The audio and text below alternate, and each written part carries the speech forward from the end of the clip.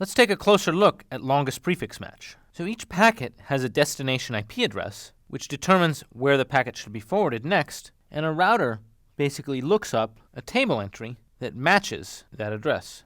So for example, a forwarding table might have a number of prefixes in it, and many of these prefixes might be overlapping. But when we see an IP address that may match on one or more prefixes in this table, we simply match that IP address to the entry in the forwarding table with the longest matching prefix. So the benefits of Cider and longest matching prefix are efficiency, since prefix blocks can be allocated on a much finer granularity than with classful interdomain routing, and the opportunity for aggregation if two downstream networks with more specific or longer prefixes should be treated in the same way by an upstream network, who might simply aggregate two contiguous shorter prefixes into one forwarding table entry with a shorter prefix.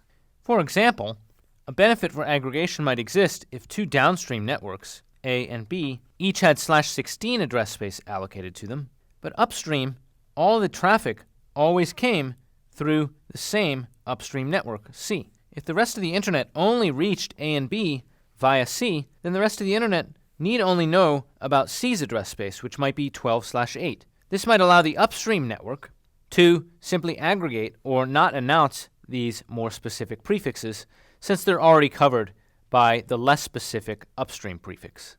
Now, Cider had a significant effect on slowing the growth of the internet routing tables from 1994 to 1998. So from 1994 to 1998, we see roughly linear growth in the number of prefixes in the internet routing table. Around 2000, fast growth in routing tables resumed.